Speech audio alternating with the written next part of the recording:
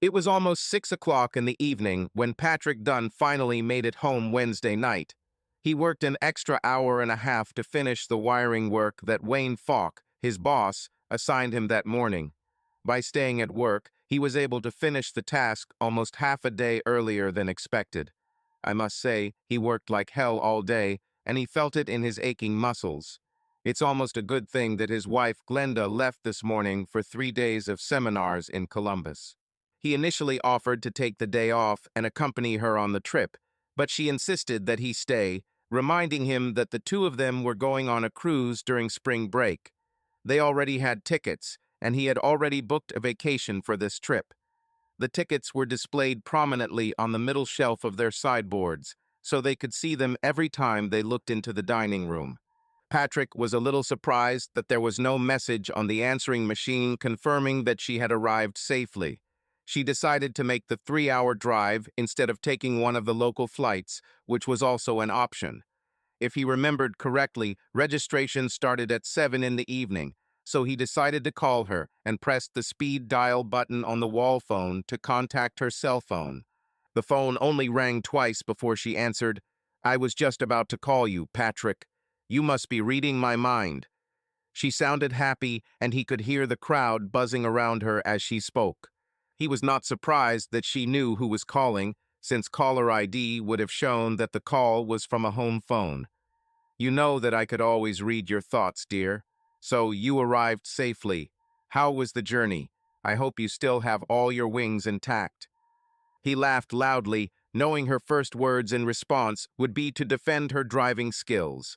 He could imagine the look of annoyance on her pretty face, and knew that if they were face to face, she would stick out her tongue to show what she thought about his question. The fact that it was January and there was a chance of light snow made him a little worried about her car ride. He would have preferred her to take the flight. He was glad that she answered so quickly. She laughed before answering. "Of course, it's okay. The trip went smoothly. Traffic was light, and I had no problem finding the Sheraton Hotel. That map you printed off the internet was a big help, honey. You know I'll do anything for you, darling. Nothing's too good for my Glenda, always said so. In fact, I spoke to the boss this morning, and he willingly agreed to give me some time off so I could join you. Here." "No, you're not coming here," she replied quickly, her voice rising an octave higher. She paused for a moment and continued more calmly. "We've already talked about this, Patrick. You know I want to wait until spring break so we can go somewhere together." "Yes, I know. I'm just teasing you, Glenda. I haven't talked to him about the vacation." This had been his intended answer even before her outright refusal, but it bothered him that she had rejected the idea so forcefully. "I'll stay home like a good boy and do what I'm told." He laughed after these words, since he usually did not allow her to get her way so easily. He felt the relief in her voice when she said, "I'm glad to hear that, Patrick. These days will be boring, and I've already decided on a busy seminar schedule. We wouldn't have much time to spend together while I'm here." "You said I must have read your mind, Glenda. Was there something you wanted to talk to me about?" "Oh, good thing you reminded me. I can't find my travel bag. You know, the one with my sewing kit and lint brush and everything. I was sure I packed it. You can check in the bedroom. Did I leave it there? Maybe it's in the trunk of the car if you don't find it in the bedroom." "Of course, dear. Wait a minute, I'll get the portable phone in the bedroom." He set the phone down on the kitchen table and quickly headed upstairs to their bedroom. As soon as he entered the room, he noticed the bag she was looking for on the corner of the chest of drawers. He picked up the portable phone and said, "Problem solved. The bag you're looking for is right here on the dresser. You'll just have to be careful not to lose the buttons and stay away from the lint." He laughed. "Oh, thank God it's there. I wouldn't want to go into the garage and look for it. There's a little store in the hotel lobby, and I can buy whatever I need there." She hesitated a bit before continuing, "I have to go now, honey. They opened the front desk early, and I'm third in line." She quickly added, "I probably won't be calling much this week since I have a presentation scheduled tomorrow night from 7:30 to 10 p.m., and they have a dinner party scheduled for Friday night. My last seminar is Saturday morning, so I'll go home straight after lunch and be home in time for dinner, dear. That's okay, honey. I worked longer today, and I'll probably do it on Thursday and Friday as well. Call me if you can, and I'll call you if there's anything important. Anyway, I'll see you at dinner on Saturday. They exchanged a few more pleasantries before ending the conversation. As Patrick returned to the kitchen to hang up the phone, he began to think about Glenda and her reaction to his joke about joining her. She'd been acting a little strange the past few months, sometimes too quiet, sometimes trying too hard to please. Even when they first seriously discussed the possibility of accompanying him on this trip, her reaction was a categorical rejection of the idea. The realization that he was hungry took his mind off of Glenda's actions over the past months, and he decided to order pizza. There were almost 40 minutes left until the expected delivery time, so he immediately went upstairs to take off his dirty work uniform and take a shower. When he finished, he put on casual jeans and one of his many work t-shirts, all with the logo of Anderson Electric, his employer. He was relaxing at the kitchen table, enjoying a beer, when his pizza arrived. He knew he should have cooked himself a more nutritious dinner, but being overweight had never been his problem. His work kept him in good shape.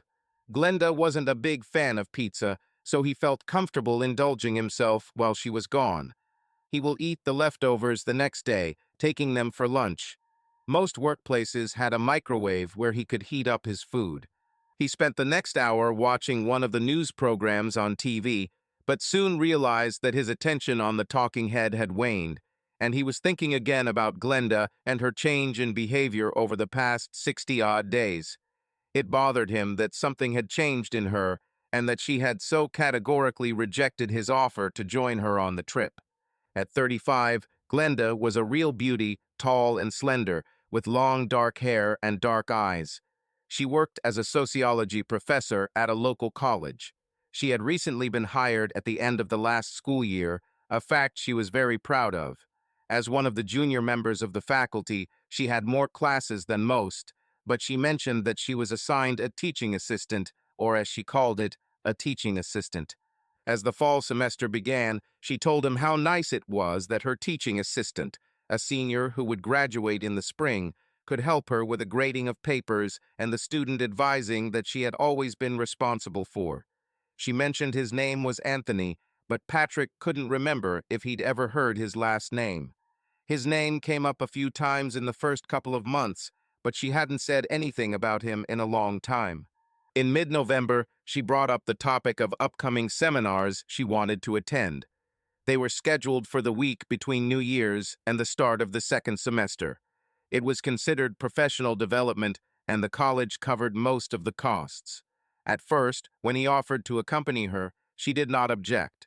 After 2 weeks, she had already firmly decided that she did not want him to go with her, suggesting instead a trip together for spring break. Reluctantly, he finally agreed to her categorical decision. There was little talk about the workshops at Christmas, and they had a wonderful holiday with family and friends.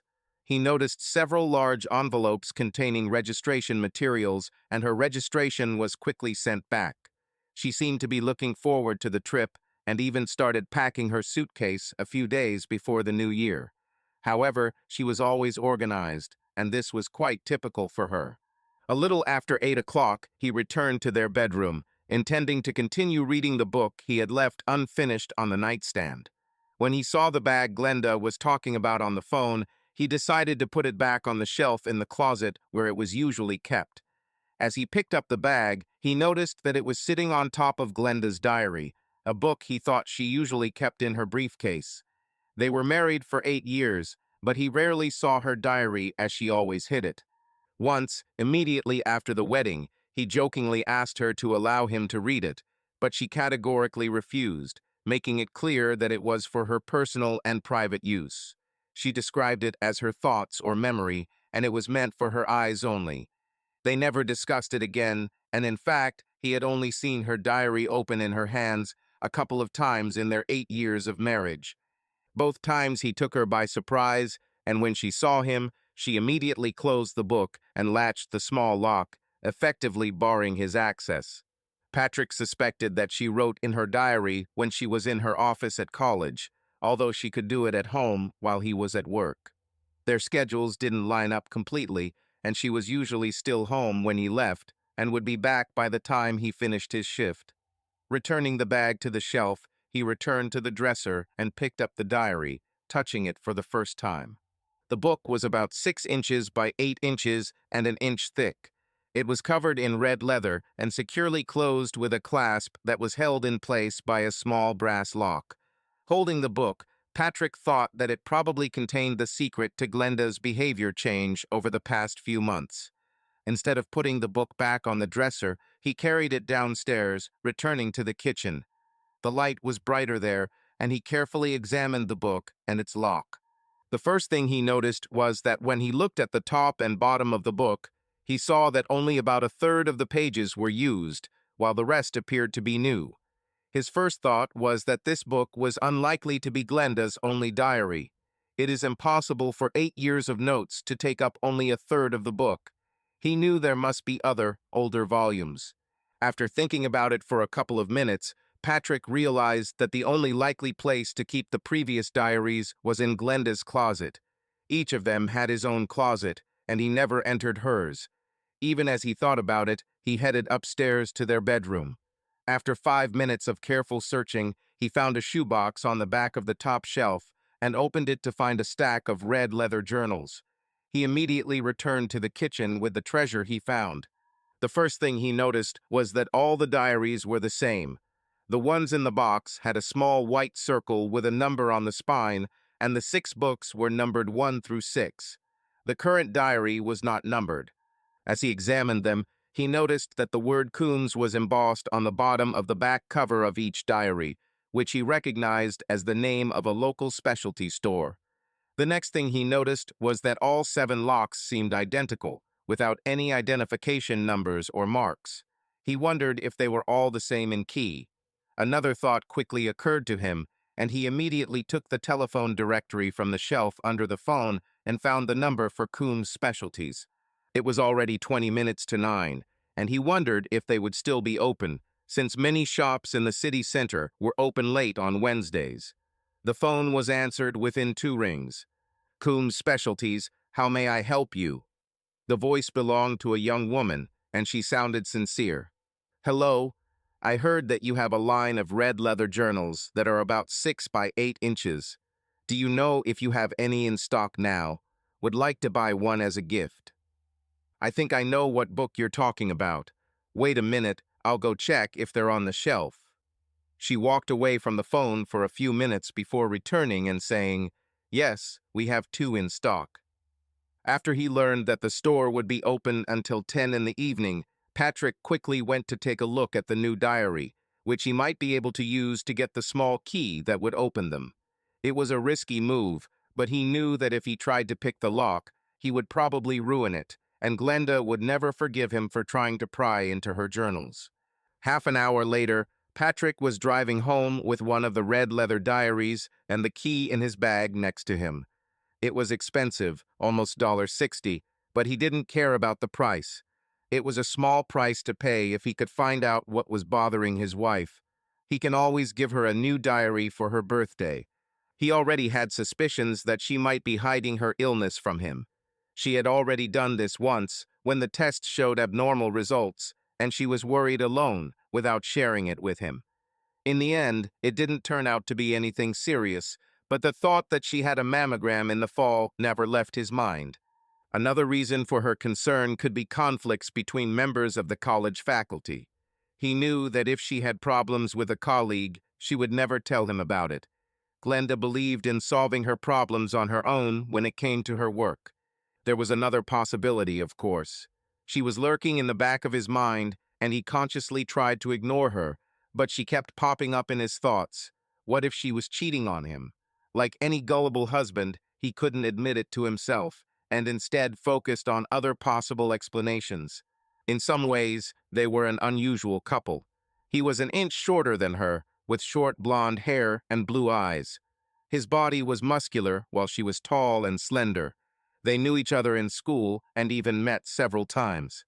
After high school, they went their separate ways. Patrick began training to become an electrician, and Glenda went to college and graduate school. They met again by chance at the beginning of her final school year when they were both invited to a mutual friend's birthday party. They hit it off immediately and got married a month after she graduated. By then, he was already a master electrician and had recently made a down payment on a small house. This house was their home for the first 5 years of their marriage, but since Glenda was now earning a good salary and Patrick was working full-time, they decided to move to a larger house. They had already discussed the possibility of having a child or two and had decided that Glenda would stop taking the pills by the end of the school year. When he returned home, Patrick wasn't entirely sure that the key to the new diary would fit the locks on the diaries he found. The key, kept in a small brown envelope inside the diary box, seemed very small to him. He began to think that perhaps he should have simply asked the salesman if all the locks were the same. He had already decided that if the key didn't work, he would forget about it to everyone. If each lock was unique, he wasn't going to waste time searching for the hidden keys to Glenda's journals. Anyway, 5 minutes after he walked through the door, he was sitting at the kitchen table with a stack of journals and an open can of Coke in front of him.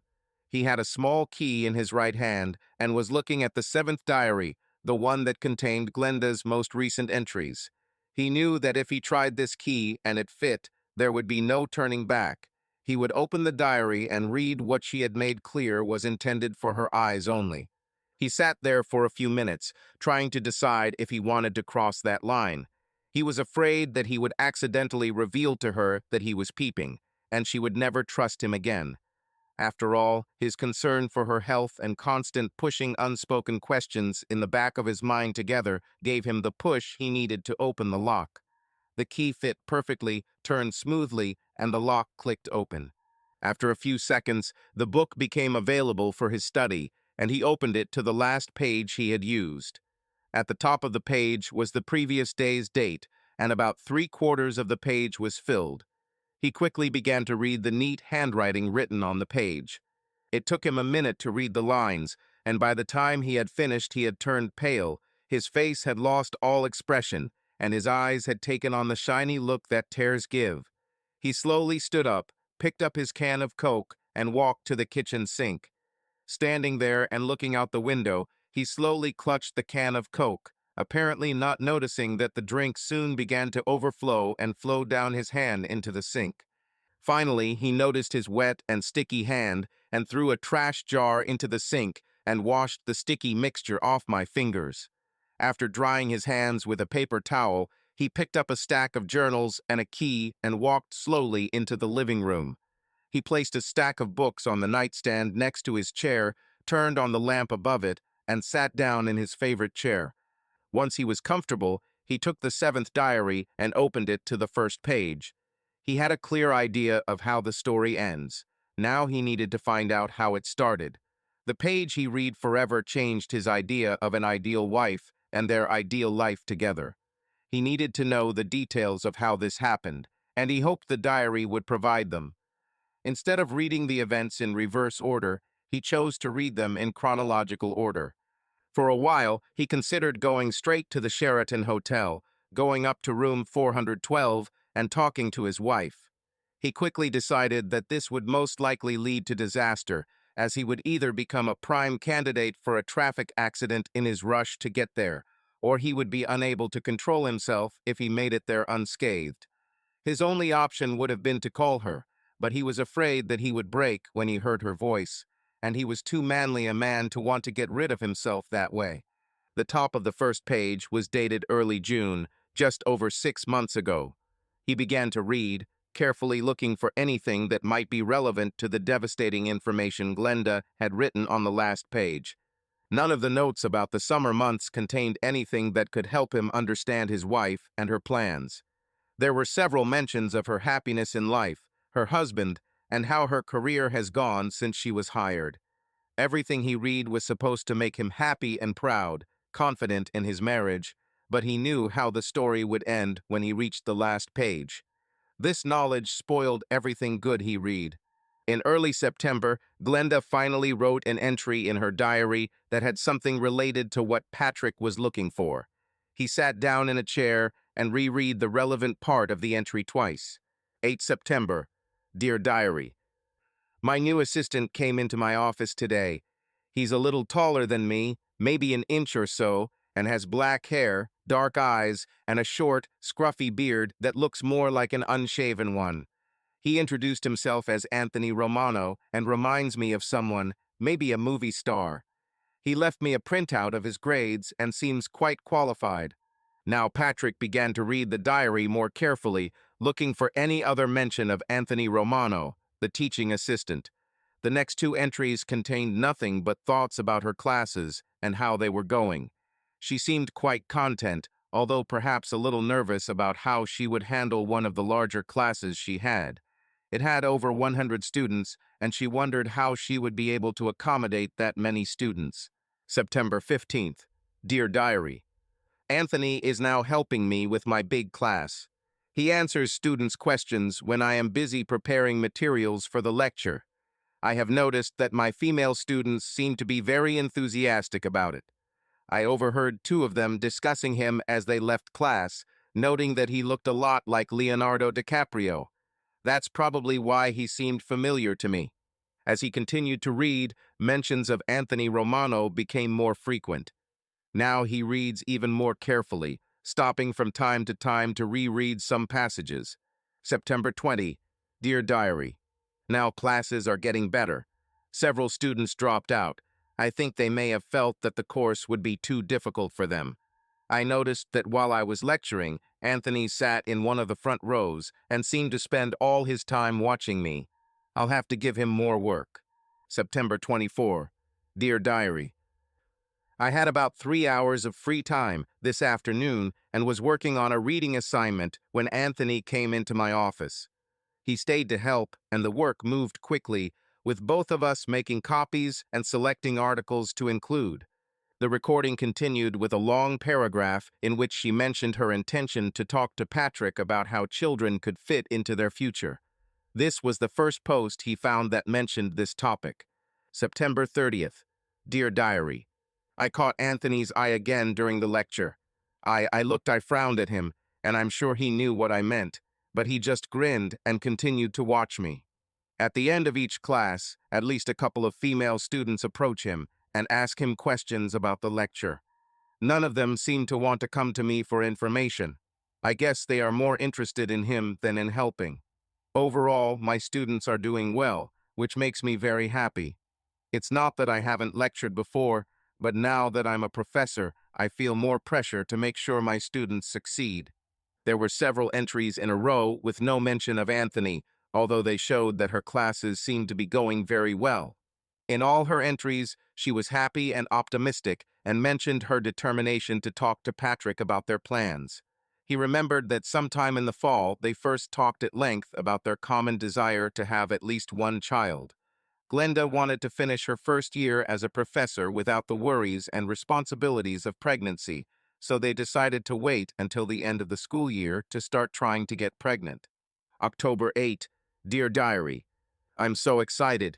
Patrick and I have promised to have children, and I plan to go off the pill as soon as the spring semester ends. I told Anthony about all this, and he seemed very happy for us. We were in my office, and he walked over to where I was sitting at my desk, took my hand, pulled me to my feet, and then hugged me very tightly. He caught me off guard, and when he seemed reluctant to let me go, I had to gently push him away and remind him that my office door was open and anyone could walk by. October 10. Dear Diary, Anthony came to my office this afternoon, and I have to admit I'm a little worried.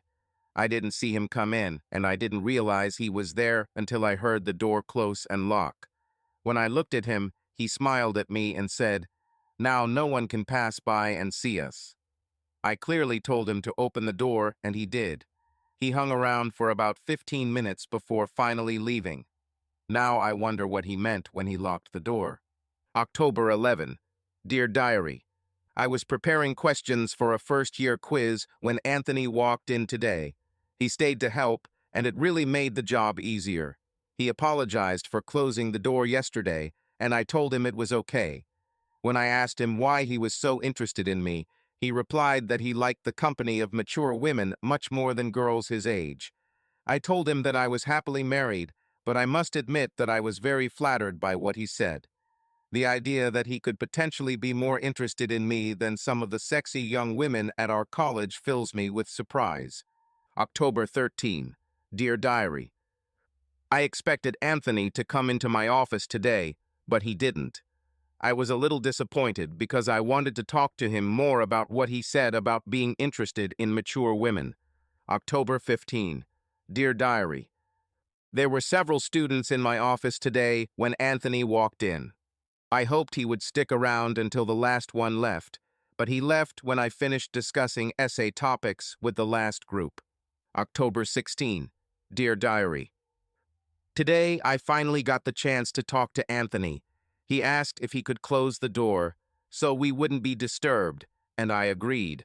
I was able to ask him why he found mature women more interesting, and he said that his first sexual experience was with a 40-year-old widow who lived next door to him.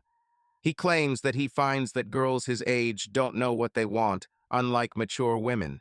I stood leaning against the table, and while he was talking, he came up to me. Before I could think about it, he hugged me.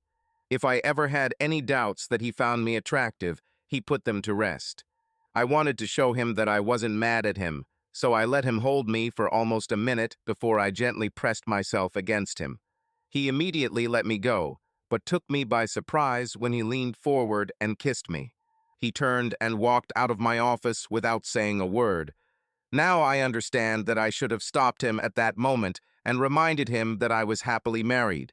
But I didn't do this, and now I constantly experience this moment in my thoughts when I give them free rein.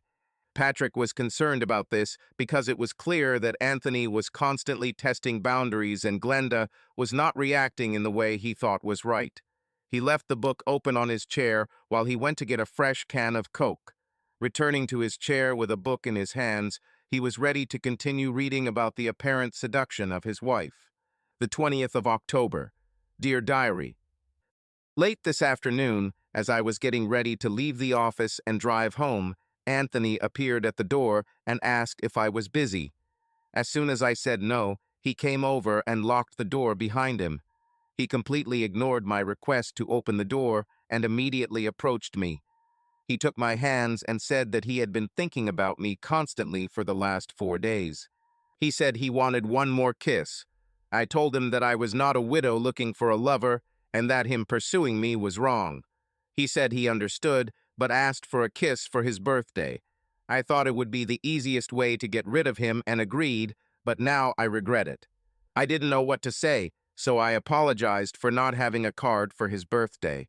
He grinned and said it was all right. His birthday was in July. I should have been angry at him for deceiving me, but I just couldn't. I just laughed at his trick to get a kiss. He thanked me for the wonderful kiss and left my office. I don't know what's happening to me, but I'm afraid that he's starting to influence me. I need to be more careful around him in the future. The next 3 entries did not mention Anthony. Glenda was busy grading a small test she administered to her large class and correcting her students' essays. Patrick thought it was strange that Anthony was not involved in these 2 tasks, but there was no indication in the diary as to why he was not there. October 30. Dear Diary, for the first time, I don't know how to tell you about my day. I guess I just need to describe what happened.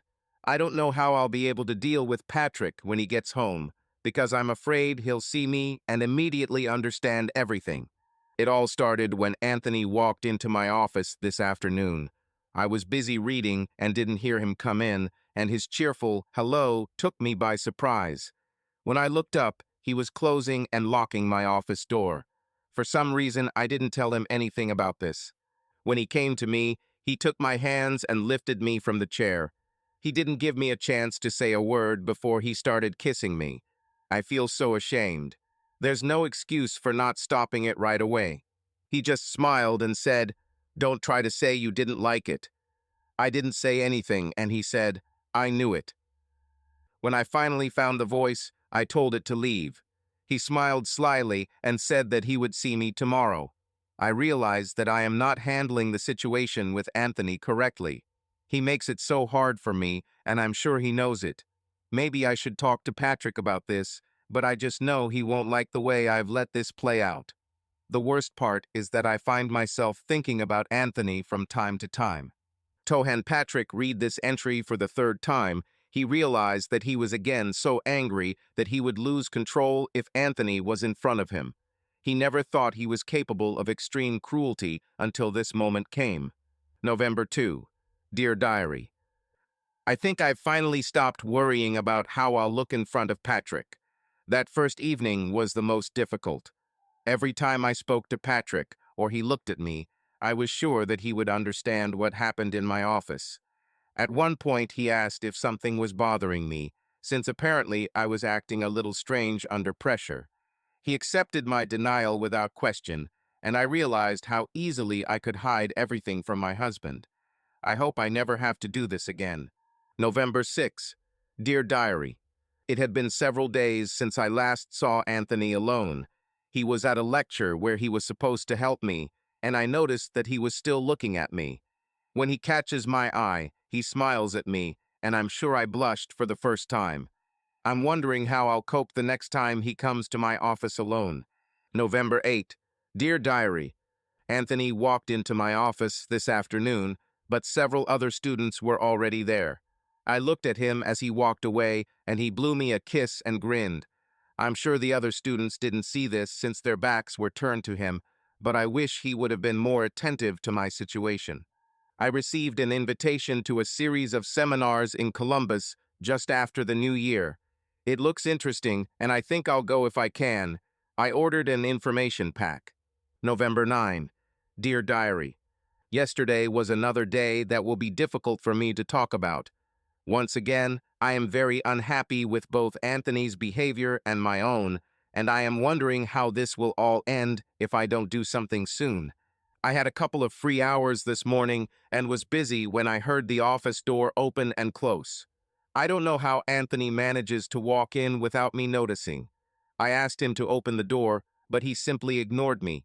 When he tried to lift me from the chair, I resisted. Unfortunately, my resistance quickly faded as he continued to persist. I thought, what can one more little kiss do? If only that was all. There's no denying that I really got caught up in the moment and enjoyed what he was doing. If I had the common sense to limit myself to this, it would be easier for me to describe it all. As soon as I regained control of myself, I pushed him away and ran into the bathroom. I had tears in my eyes as I put my clothes in order. All I could think about was how angry Patrick would be if he saw us or ever found out about this. Just as I finished cleaning myself up, Anthony walked through the bathroom door. I think he saw that I was very upset and left immediately after saying that he wouldn't apologize and that he hoped we could do it again. I should have told him not to even think about it, but I was too upset and couldn't talk until he left. What really surprised me was how well I was able to handle myself in front of Patrick when he got home from work. I'm sure he didn't suspect anything, and I find it hard to believe that I didn't feel any pressure when we talked all evening. Last night we made love, and it was as good as ever. I think maybe I was still feeling the effects of my high from the morning. Either that, or I wanted to prove to myself that Anthony couldn't match Patrick in the art of love. Once again, the entire entry was devoted to the episode with Anthony, and Patrick, having read it, again felt a wave of anger. Finally, he turned the page and continued reading Glenda's diary. There was no mention of Anthony in the notes all week. Glenda was clearly pleased that the first semester was coming to an end. There were only a couple of weeks left, and she was looking forward to their completion. November 17. Dear Diary, God, I just don't know what's wrong with me. Anthony had gained a power over me that I could never have imagined. I don't know if it's his tough exterior or some internal flaw in me, but I just can't maintain control around him. This afternoon, he came into my office and sat on the corner of my desk. I told him we needed to talk about what happened the last time he was here, and he quickly agreed. He just watched and smiled while I explained how wrong it was for us to be in any kind of relationship. I reminded him that I was happily married and that my profession might suffer if anyone found out what we had done. While I was talking, he just nodded and smiled. When I finished, I leaned back in my chair, confident that he understood my position. Despite my reasonable approach and confidence that the situation had been resolved, it was not so. A few minutes passed, although in reality it was only about 40 seconds, and he asked if I wanted to lock the door myself or if he should do it. I was at a loss for words, and after a short pause, he stood up, closed, and locked my office door. We've entered dangerous territory, and I just don't know what to do about it.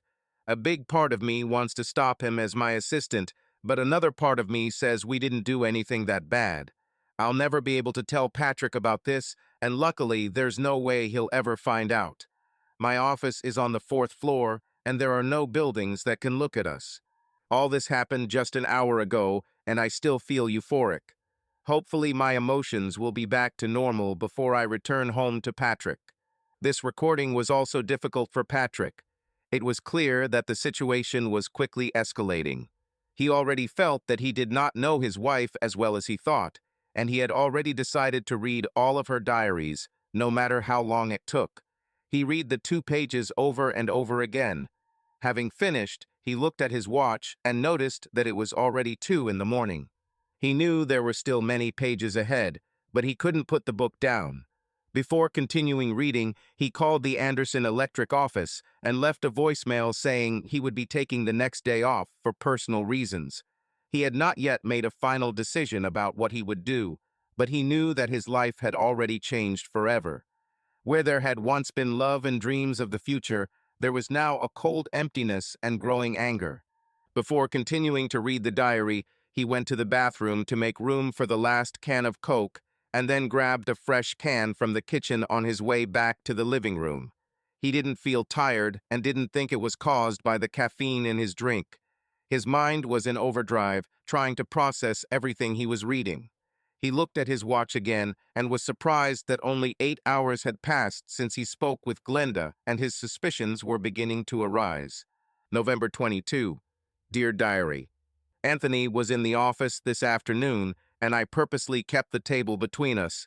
He didn't insist or try to lock the door.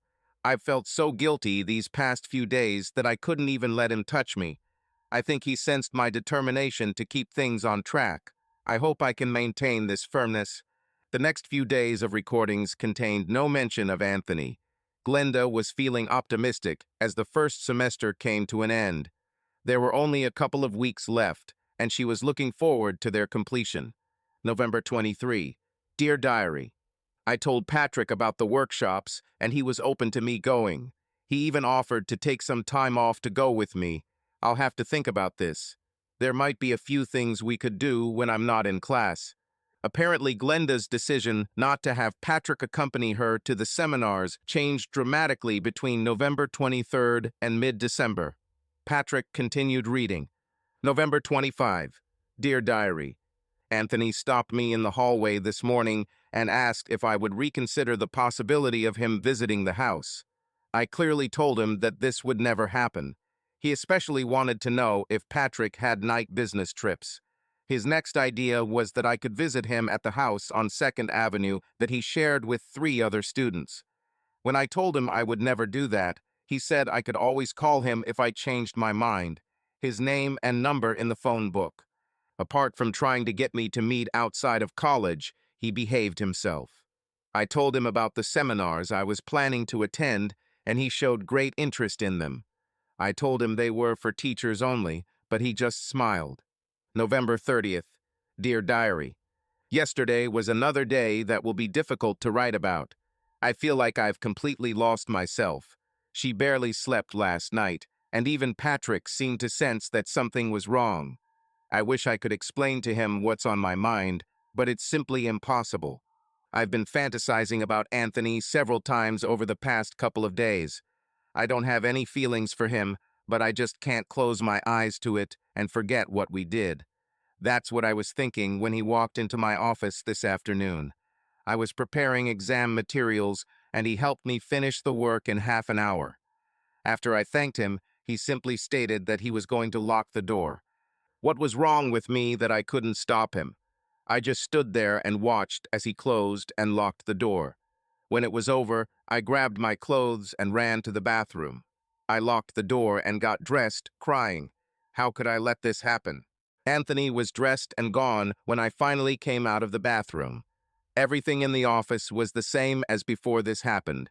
I spent the rest of the day at my desk with the door closed, alternating between tears and thoughts, trying to understand how this happened.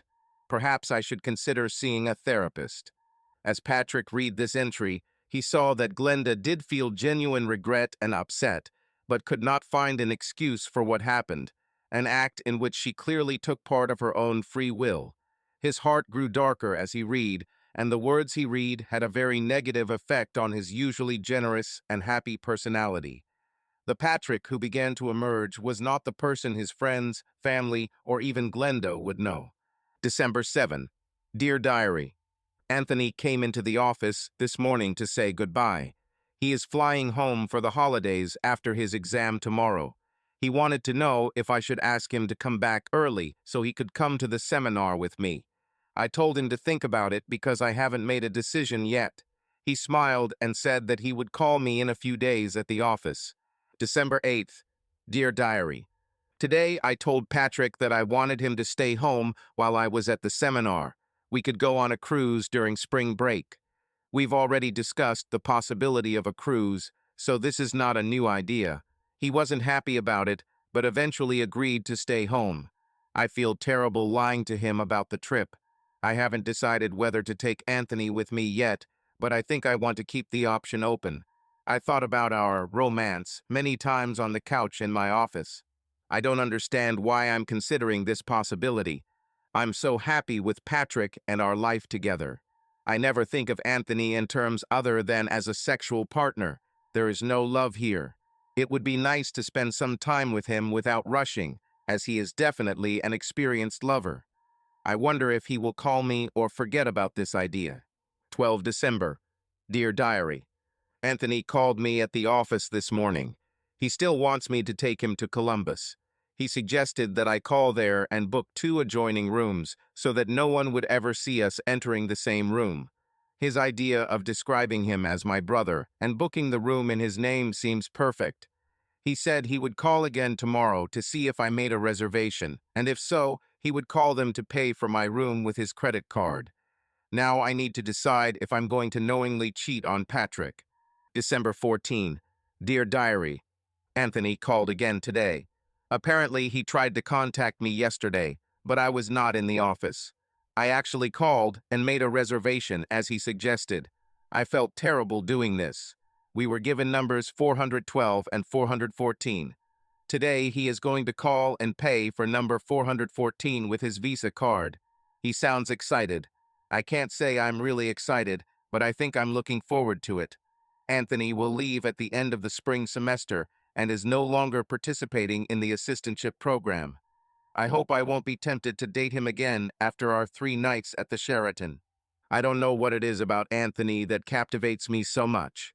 Many handsome men used to look at me, but I never gave in to temptation. I think he's one of those guys who just intuitively knows how to push all the right buttons. At least that's how it is with me. God, I hope Patrick never finds out about this. It will kill him. He doesn't deserve this at all. There were several entries for the rest of December, but only one of them mentioned Anthony or the plan he and Glenda had hatched to spend 3 nights at the Sheraton. Apparently, he called her at home 2 days after Christmas. December 28th. Dear Diary, Anthony called me at home yesterday. I was shocked to hear his voice, but I was also grateful that Patrick was at work. Anthony said he was prepared for a man to answer and would have asked for a girl named Veronica to answer the phone if that had happened. He said he just wanted to make sure I was still going to do it since he would have to come back for New Year's if he was going to go with me. I told him I was going to take him with me, and he got really excited. I tried to sound calm, but inside I had to admit that I was worried too. I really hope this helps me get rid of it. Before Patrick and I got married, I had never spent 2 nights in a row with the same man. I thought about this, and perhaps that's why I decided to agree with Anthony's proposal to spend this time together.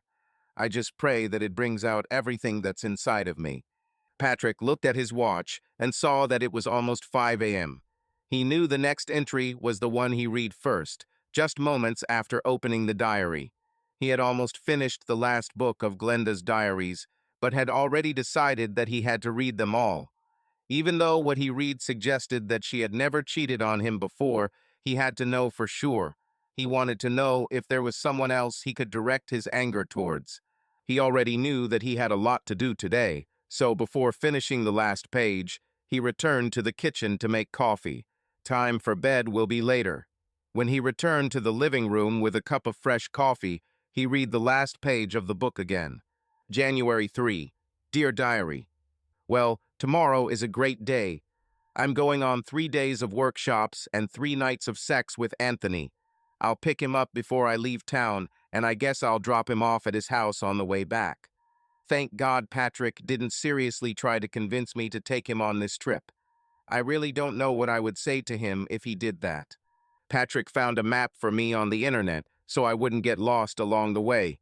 This afternoon, while he was at work, I checked online and found that there was a Victoria's Secret store in the mall next to the Sheraton. I think I'll buy some really sexy outfits for Anthony, and then I can wash them before I come back to wear for Patrick. I don't really like the idea, but he'll never know. I can't believe I'm so excited about this trip. I also wonder if Anthony expects me to do something that Patrick and I have never tried. I'm not sure I would want this to happen, as it would be difficult to offer Patrick anything new. He might wonder where I got this idea from. Perhaps if this happens, I will save everything I learned for our cruise, since I can always say that I just decided to be adventurous. I've already started packing my things, and I hope Patrick doesn't think it's suspicious. The last thing I want is to make him suspicious. I just reread all my thoughts for today, and I'm wondering if I can actually do this. What happened in my office was very spontaneous. If Anthony and I spend even one night together on this trip, it will be planned well in advance. There is no way I can justify this even to myself as a moment of weakness. I guess I can also tell Anthony I'm refusing and I can pay for his room and travel expenses. Patrick finished the 7th journal and sat sipping his coffee, thinking about all the details he had been reading for the past 9 hours. As he sat there, he began to formulate a plan that he could work on over the next 3 days. He had already decided that his marriage was over. Even if she reneges on her agreement with Anthony, he will never be able to trust her again. Even the thought of forgiveness seemed hopelessly unrealistic. As time passed, he felt his love for Glenda drain away and his hatred for Anthony grow exponentially. Just before noon, Patrick got up from his computer and went to get his cordless phone. As soon as he took it out, he sat down at the computer again and dialed the number from the screen. Pearsall Investments, how can I help? The woman who answered the phone sounded very businesslike, and Patrick noticed it immediately. Are you handling divorce cases? Patrick wasn't sure what to call what he wanted to do, but he assumed it was usually related to divorces.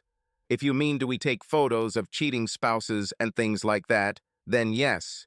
Do you want to talk to a detective? The woman's professionalism showed through and Patrick felt comfortable. Yes, I would like to talk to someone. This is exactly the kind of work I would like to order. The phone switched to soft rock radio as Patrick waited almost 30 seconds before the detective answered the call. John Pearsall speaking. As far as I understand, you need evidence for a divorce. How can I help? The man also sounded very businesslike, and Patrick immediately began telling him his story. Well, I think my wife is cheating on me with a man at the Sheraton Hotel near the airport. I would like to know if you can provide me with photographic evidence and how much it would cost. Patrick wasn't too sure what exactly he needed to know or how exactly to phrase his request. Sheraton Hotel speak. We can arrange this. Is this happening now? What time period are we talking about? Patrick felt comfortable and said, My wife is there now. She will stay until Saturday morning. She's in room 412, and the man she's dating is in 414. These are adjacent rooms. They were there last night, but I didn't decide what to do until this morning. My wife is attending a series of seminars, and the person she is dating just joined her. He wondered if the detective would catch the unintentional pun. John Pearsall must have gotten the joke because he laughed quietly before saying, "I'll need a few extra details, and I'd like to know what kind of surveillance you need. First, could you please provide their names and descriptions?" Patrick described his wife and offered to email a photo if necessary. He found the company by going to their website, but didn't want to waste time emailing. He also provided Anthony's full name and gave him a vague description from his wife's diary. "It's quite simple, Mr. Deston. We can install cameras in their rooms this afternoon and leave them there until the weekend after they check out. It only takes a few minutes to install the hardware, and I just checked my Sheraton files. We have a contact person who will allow us to enter the rooms for a fixed fee per entry. If you do not need to monitor them, then you will not need to pay an hourly fee for our services. I think the $800 flat fee will cover everything if you only need photographic evidence." "You were talking about cameras. Will it be much cheaper with one camera? I just need confirmation that they were together. In fact, I would like to check them out just tonight. If there are photographs to prove that they spent the night together, I would like to have them by tomorrow evening." Patrick hadn't thought about the details or what it would take and didn't know what to ask. "We don't know which room they are using, so we have to install cameras in both. The cost is reasonable considering the high quality of the equipment used and our expenses. Paying a maintenance person to enter 2 rooms twice, once to install the equipment and once to remove it, would cost $100. "Sorry, I didn't think about that. I've never had to do this before. I assume you'll want to pay in advance. I can pay by credit card on your site if that's appropriate." Patrick was now determined to just make things work. The man he was talking to seemed like a professional, and he didn't want to travel far to meet him in person. Using the website will be fine. When filling out the form, use case number 18372A. This will help our accountants keep everything in order. As soon as I see your payment, I will immediately go install the cameras. We will create a DVD with what we record on the cameras. I will need your name and address for shipping. It seemed simple to Patrick, but mailing the DVD wouldn't help him much. "Could you just keep the DVD until I contact you? What I need now are photos to confirm that they actually met there. I don't want anything explicit, just pictures that clearly show they are cheating. You could email them to me tomorrow, and I'll print them here." "You're the boss, Mr. Dunn. I can easily take photos from video streams. The DVD will remain on file until you request it." Patrick provided his phone number and paid by credit card while they remained on the line. After confirmation of payment, the detective promised to immediately begin installing cameras. Satisfied with his agreement with the private investigator, Patrick finally succumbed to the lack of sleep he had been enduring. He stretched out on the sofa and soon fell asleep. By late afternoon, he awoke, somewhat refreshed but definitely hungry. After eating the warmed pizza, he returned to his chair, opened the first of 6 completed diaries, and began to read. It went much faster now because he didn't have to reread anything or spend much time thinking about the content. He had just finished the first volume and stood up to stretch his legs when Glenda called a little before 10 p.m. He felt surprisingly comfortable talking to her, and neither of them made it clear that he had secrets. After he hung up, he thought that she was probably as easy to hide her intentions as he was. Now that he had plans, it was easy to do what he needed to do. As he thought about it, he wondered if he could ever feel normal again. Before starting the second volume, he thought over his plans again. On Friday, he will need to take care of the details, especially visiting his bank and making financial arrangements. He had already called Anderson Electric and quit, and was due to pick up his last check sometime in the middle of the next day. It was past 1 in the morning when he finally finished the second volume. Reading the second volume took much longer than the first, because he realized that it was quite possible, even probable, that while he was sitting there reading, Glenda was in bed with Anthony at the Sheraton Hotel. His thoughts constantly wandered from the written pages to the restless scenes generated by his imagination. Patrick was very tired by this time and finally decided to get a few more hours of sleep if he could. He knew he wouldn't be able to sleep in the bed he and Glenda always shared, so he stretched out on the couch again. Surprisingly, he was able to fall asleep and woke up around 7 in the morning, feeling rested. After a quick breakfast, he began reading again, starting at the beginning of the third volume. By midday, he had finished volumes 3 and 4 and could put the journals aside while he worked on the items on his to-do list. The first thing he did was visit Anderson Electric to pick up his last check and clean out his locker. The owner, Gus Anderson, tried to persuade him to change his mind, as he hated losing his best employee. After Patrick explained his situation a bit, Gus realized his pleas would get him nowhere and reluctantly shook Patrick's hand, wishing him luck. He managed to get Patrick to promise to return to Anderson Electric in the future if possible. His trip to the bank took a little longer, as there was a lot of paperwork. When he was finally able to leave, he had a bag containing more than $20,000, the entire amount he could withdraw from his joint and personal accounts. He was hoping for a little more, but the extra funds would require Glenda's signature. The money he was able to withdraw was supposed to cover his current needs. It was almost 4 o'clock when he returned home, and the first thing he did was check his answering machine. There was a message from Pearsall Investigations, and after he gathered his courage, he dialed the direct line to John Pearsall. John Pearsall speaking. How can I help? This is Patrick Dunn calling you back. Were you able to install the cameras and get any results? Oh yes, Mr. Surrey Dunn. We were able to install cameras in both rooms yesterday afternoon and captured the results around noon today. Both rooms were empty when we were there, so it went very quickly. Patrick hesitated before asking, Was there anything on the tape?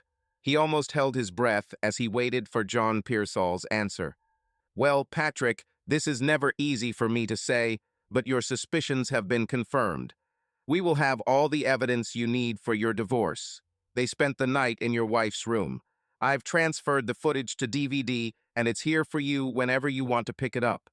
You mentioned you wanted 3 stills from the video, and I have them ready to email if you still want to do that. Information Jonah brought tears to Patrick's eyes, which surprised him. Despite everything I had read, knowing that visual evidence existed somehow took the situation from possible fiction to reality. Yes, please email me the photos. Thank you very much, Mr. Pearsall. If everything is paid in full, I think our business will be completed. Yes, your payment completely covers the bill. Are you sure everything is okay? Your voice sounds a little different than yesterday. I know there is often a lot of emotional pain involved in these situations, and to be honest, I'm a little concerned. Patrick had mastered his emotions, but there was a certain edge to his voice when he said, I'm fine, thank you. I'll be sure to let you know if I need anything else. Well, I'm sure your lawyer will want a copy of this DVD if you decide to file for divorce on the grounds of infidelity. In any case, we will keep it on file for a year or until we receive your instructions. You know, many of my clients have told me that therapy can help in such situations. This is not my area of expertise, but I understand that affirmation, like the DVD I have here, often takes a real toll on the injured party, and a good therapist can help you deal with that. Please don't worry about me, Mr. Pearsall. I know what I need to do to get through this. Thank you for your professional help. Patrick hung up before John Pearsall could say anything else. His face was now a mask, hiding any emotions, no matter what they were. He was still sitting in the kitchen when he heard the computer beep that a letter had arrived. He walked quietly into the room where the computer was and opened the email from Pearsall Investigations. After looking at the 3 attached photographs, he sent them to be printed into a printer loaded with 8 by 10 photo paper. A few minutes later, he held in his hands physical evidence of his wife's infidelity. As requested, none of the photos were explicit. After one last close look at the photographs, Patrick placed all 3 in a brown envelope that was waiting for him on the table. Leaving the envelope on the kitchen table, he returned to the chair in which he had spent most of the last 2 days and picked up the 5th diary. Just before midnight, Patrick finished the last 2 volumes of Glenda's diaries. As he sat there, thinking about all 6 volumes, he realized how exactly Glenda had always matched his expectations of her. There were very few surprises in the pages of these 6 books. There was no indication that she ever even thought about betraying him. He learned a lot of little secrets about her, all things that helped him understand situations that arose in their past. He learned that she was more insecure than he realized, as many of the entries in her diaries showed how much she lacked self-confidence. One thing that stood out was her obvious deep love for him. This made her actions with Anthony even more incomprehensible to Patrick. The real surprise for him was that their meeting at that birthday party many years ago was not accidental. He learned that when someone casually mentioned that the birthday boy knew Patrick, Glenda became excited at the thought of meeting him again. At her request, he was invited to the party, and the rest was history. Reading the 2 volumes kept him so busy that he did not notice that Glenda had not called, and that he was now very hungry. As he prepared himself a sandwich and a drink, his mind was completely occupied with memories of Glenda and Anthony reprising their roles from the night before. His thoughts remained dark, strengthening his determination to carry out his plans.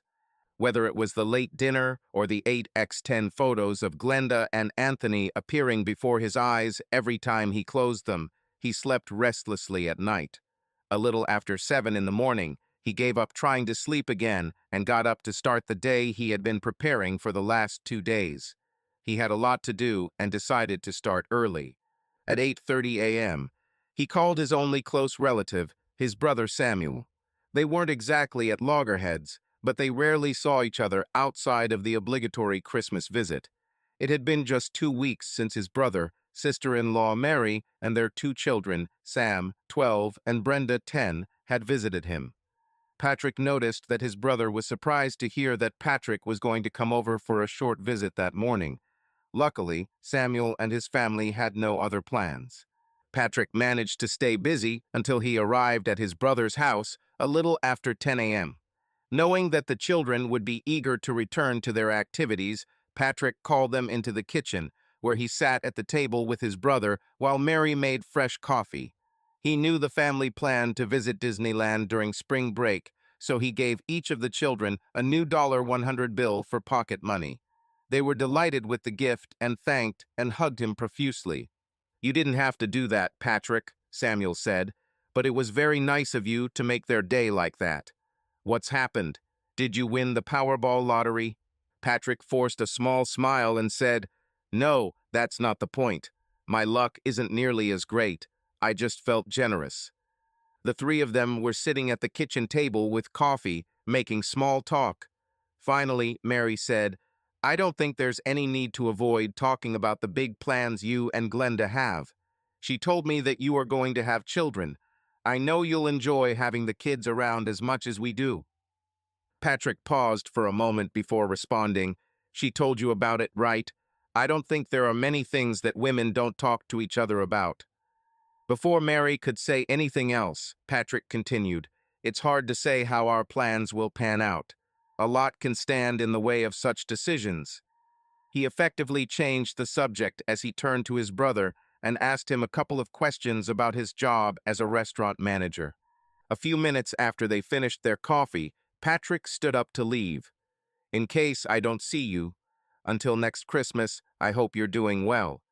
He quickly shook his brother's hand before turning and giving Mary a brief hug. "I will think about you." With these words, he turned and left. The 3 of them exchanged goodbye as he walked to his car. As he drove away, Samuel turned to Mary and said, "I wonder what that was. He seemed to have something on his mind, but he didn't look like he wanted to talk about it." Mary didn't think there was anything unusual about this and replied, "Patrick is probably just killing time until Glenda gets back from the course she signed up for. I seem to remember that she said she would be gone until the evening." They held hands and walked into the house, discussing plans for the rest of the day. Just before 6 p.m., Glenda Dunn drove up to her house. She was a little surprised to see that Patrick's car was gone and quickly entered the house through the side door into the kitchen. She had premeditated her first meeting with her husband after returning home and was a little confused that he was not there, only silence returning to her call as she entered the kitchen. The fact that she came home to an empty house was not part of her plans. In a way, she realized that this would be good because she would be able to unpack and put the clothes from her suitcase into the washing machine. She was already planning to take another shower, not sure if the morning shower had completely washed away all traces of Anthony. As she walked past the kitchen table, she noticed a piece of paper in the center of the table, weighed down by a salt shaker. Realizing it must be from Patrick, she took it. Glenda. Gus called me from the office this morning. He was stuck without a senior foreman for urgent work at the Ville Center, and I agreed to help him. Overtime will come in handy. I'll be back tomorrow afternoon. Patrick. Glenda was slightly unhappy about the note, although it allowed her to do whatever she wanted before seeing her husband for the first time since the trip.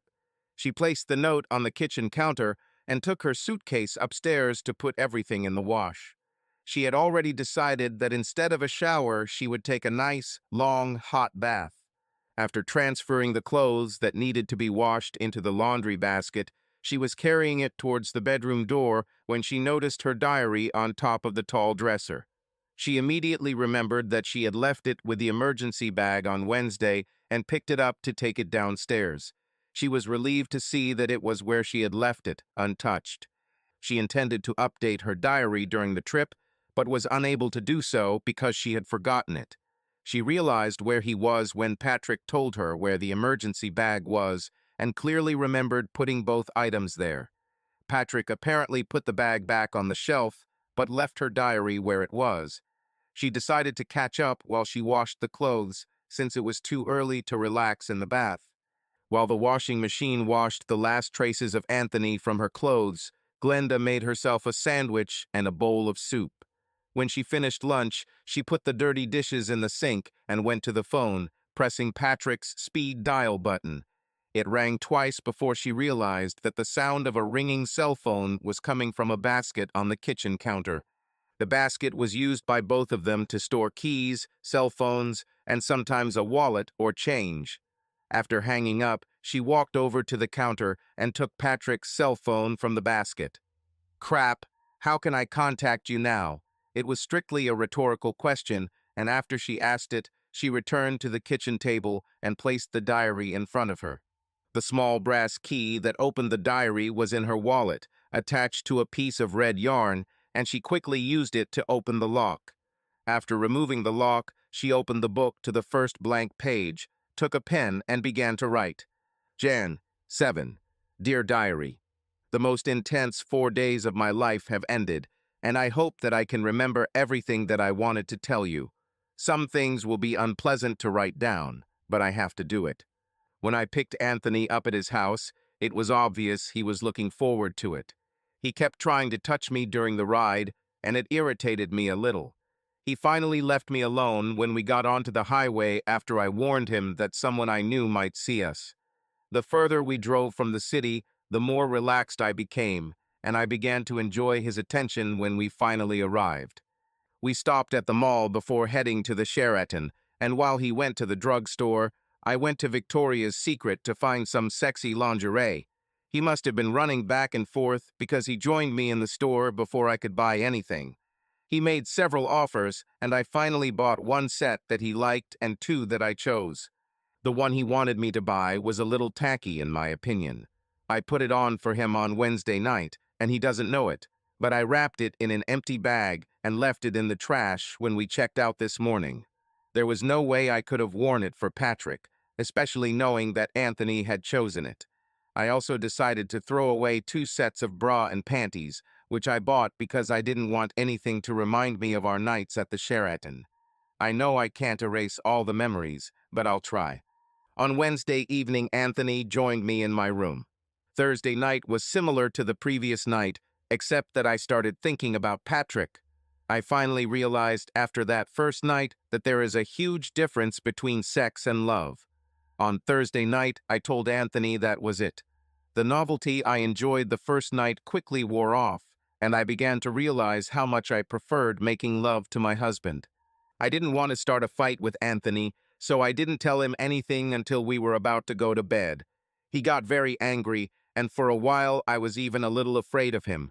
Since it was late, we agreed to stop arguing, and both fell asleep pretty quickly, although I was already starting to make plans on how I would compensate Patrick for this.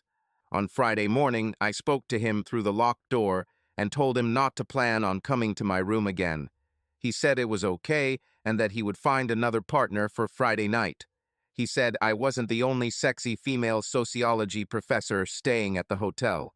Indeed, after our final dinner, I saw Anthony with one of the women who had attended several sessions with me. I know she's married, but she was just as into Anthony as I was. You can't imagine how relieved I was when I realized I wouldn't have to argue with him about sex on a Friday night. As I lay in bed that night, I began to realize that Anthony was a predator, choosing older women whom he could manipulate. I am ashamed to admit that I am one of those whom he was able to control. I was afraid the ride home with him would be terrible, but it actually went pretty well. Now that I could see Anthony for who he really was, I could remain calm in the conversation and our interactions. He seemed to have had enough sex because he behaved quite decently. He didn't argue much when I told him I didn't want to see him anymore. I think he realized he couldn't control me anymore. I had a lot of time to think on the way home, and I had already decided that on Monday morning I would make an appointment with a psychiatrist or psychologist. I need to make sure I never cheat on Patrick again, and to do that, I need to understand how Anthony was able to get the best of me. I have to do something about it, control or eliminate this obvious flaw in my character. I would rather die than give in to such a temptation again. I also decided to dedicate the rest of my life to making amends with Patrick, even if he would never know why. It is enough that I know this terrible secret. I can only pray that he never finds out. There is one more decision that I made. If Patrick agrees, I will stop taking the pills when my current prescription runs out in 12 days.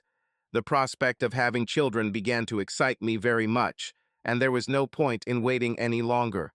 When Glenda finished writing her long note, she used her pen as a bookmark, left the book on the table, and went upstairs to prepare her bath. She took a cordless phone with her in case Patrick called. Once the bath was filled to the desired level, she added some bath oil, lit the candles, and immersed herself in the water. Lying in the bath, she finally closed her eyes and let the warm water relax her. She was so relaxed that she almost fell asleep when she felt that she was being watched. She slowly opened her eyes and turned her head to look towards the bedroom, but there was no one there. She went back to relaxing and continued to think about how to make up for her stupid affair with Anthony in front of Patrick. An hour later, she returned to the kitchen, feeling refreshed. Rescheduled clothes in the dryer, she returned to the kitchen table to reread her latest journal entry. She was momentarily confused that the pen was missing from the book. She was sure she had left it between the pages, but soon realized she was mistaken when she saw it on the kitchen counter next to a wicker basket. Taking a pen, she opened the diary and began to read. On Sunday morning, Glenda woke up refreshed and looking forward to the next stage of her life.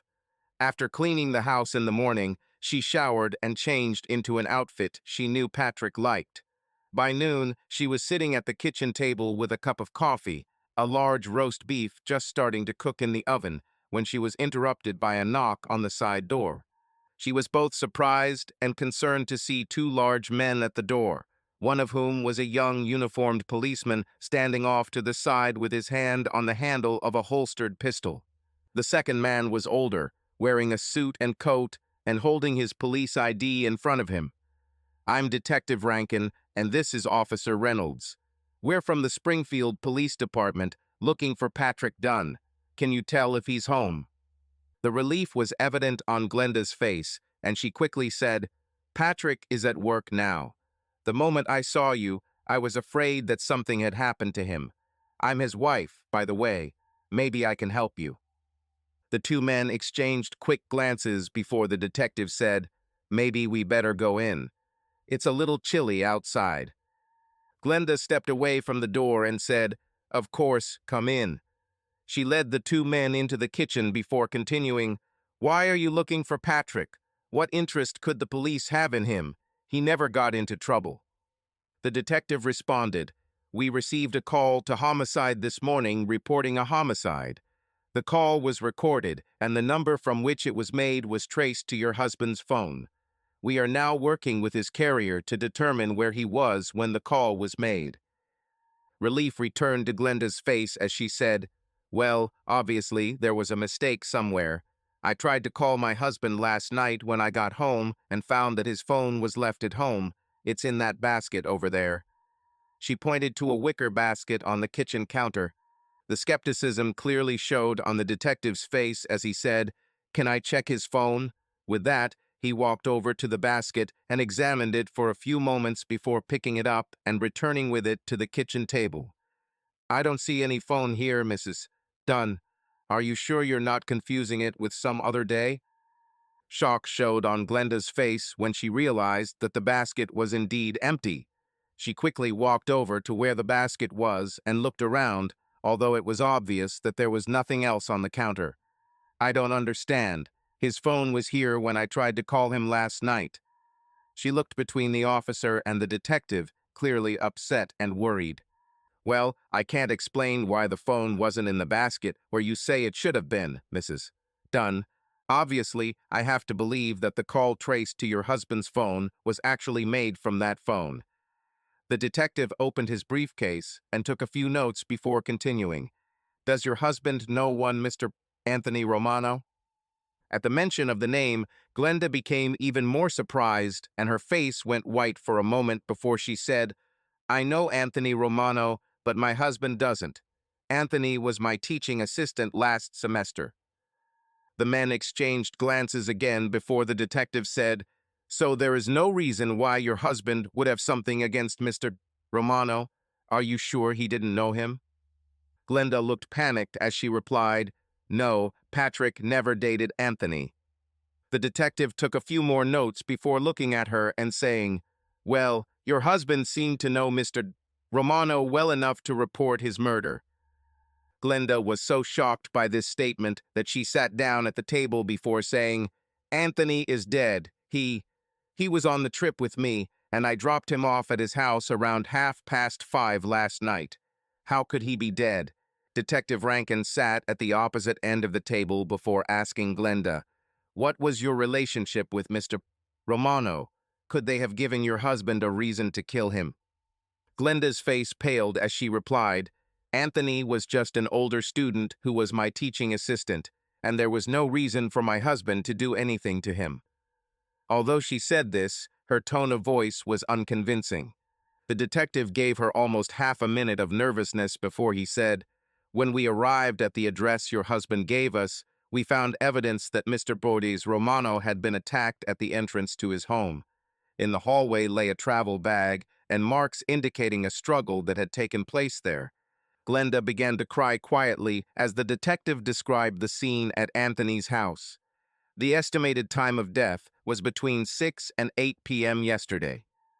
Glenda interrupted him at this point, saying, "Patrick would never do that to anyone. He's not like that." Her crying had almost stopped, and it was obvious that she was more angry than upset. The detective checked his notes again before continuing, "According to the state, your husband is licensed to carry a .25 caliber semi-automatic pistol. One of the bullets that struck Mr. Bordes Romano was recovered from the chair to which he was strapped, and our technicians have tentatively determined that it was a .25 caliber bullet. The question of motive also remains." Detective Rankin took 3 photocopies from his case and placed them on the table in front of Glenda. "These are photocopies of 3 photographs found at the crime scene. Their location on the table next to Mr. Bordes Romano indicates that he was shown these photographs before his death. I think you have not been completely honest with me about your relationship with Anthony Romano or your husband's interest in him." Glenda picked up the 3 photocopies and looked at them in shock as the detective spoke. Realizing what was in the photographs, she began to cry even harder, saying, "No, Patrick couldn't have known." The detective was about to continue his description of the crime scene when he received a call on his cell phone. He said very little during the 3-minute conversation, mostly taking notes. As he wrote, Glenda became quieter, sitting with her hands in front of her face, crying. When he finished taking notes, the detective looked at Glenda and said, "Your husband's call was made from Windsor, Ontario. Local police in Windsor worked with the telecom operator and found his phone. It was in a cloth bag along with his credit cards and a .25 caliber pistol registered to him. The bag was found in a trash bin in the Walmart parking lot. There was no sign of him or his car, although his car's license plates were also found in the trash bin. They believe he may have stolen a license plate from another vehicle in the parking lot to blend into Ontario traffic." This news brought no comfort to Glenda, and she continued to cry inconsolably as she sat at the table. After they had watched her for a few minutes, the detective pulled out another photocopy from his case and placed it in front of her. It was a copy of a photograph of a small brass key with a ruler next to it. There was a small key in the photographs. "We don't know its meaning. Do you recognize him?" Glenda looked at the photo and immediately grabbed her wallet. After a few seconds, she took the diary key out of her wallet and held it next to the photo of his doppelganger. At that moment, she completely lost her composure and sank into a chair, exhausted. About the only words that could be made out after that were, "Diary" and "Patrick." The two men stayed with Glenda for almost 15 minutes, waiting for her to calm down. They were able to convince her to call someone who could come and be with her. When it was confirmed that her sister would arrive within a few minutes, they finally left. As Officer Reynolds walked to their cars, he said, "Do you think he'll be caught quickly?" "It all depends on how well he can hide in the next couple of weeks. He hasn't committed any crimes in Canada, so I don't know how actively the local police will look for him. It's not that he's a serial killer. If he can keep a low profile, the longer he is free, the less likely he is to be caught. If he is still at large in 6 months, we may have to request television coverage of the case. Some of these most wanted shows are doing well." Officer Reynolds considered this answer for a few seconds before asking another question. "What do you think is wrong with her story about the cell phone? It seemed to me that she really believed that the phone was there yesterday." "Yes, I agree. I don't think she was lying or confusing anything. I suspect that he returned home, but for some reason did not follow through with his intentions. While he was here, he probably saw the phone and decided to take it with him." The young officer looked puzzled and asked, "Well, if he was here, why didn't he let her know? It seems strange that he just came back for the phone." Detective Rankin stopped and looked at the junior officer, saying, "Think about it. Patrick Dunn has just killed her lover and is returning home. The only reason I can think of to return is to kill her too, and maybe myself. I don't know what changed his mind, but I don't believe for a second that he just went back to his phone." Reynolds nodded slowly, considering the detective's words. Finally, he said, "I imagine Mrs. Dunn will eventually realize how close she came to losing her life and will wonder why it didn't happen. I wonder how she will cope with this." Subscribe to our channel so that your love doesn't cheat on you, and go ahead and listen to the next story, because this story is nothing compared to the next one. If you're under 18, don't even think click to the next one. For a second that he just went back to his phone. Reynolds nodded slowly, considering the detective's words. Finally, he said, "I imagine Mrs. Dunn will eventually realize how close she came to losing her life and will wonder why it didn't happen. I wonder how she will cope with this." Subscribe to our channel so that your love doesn't cheat on you, and go ahead and listen to the next story, because this story is nothing compared to the next one. If you're under 18, don't even think click to the next one.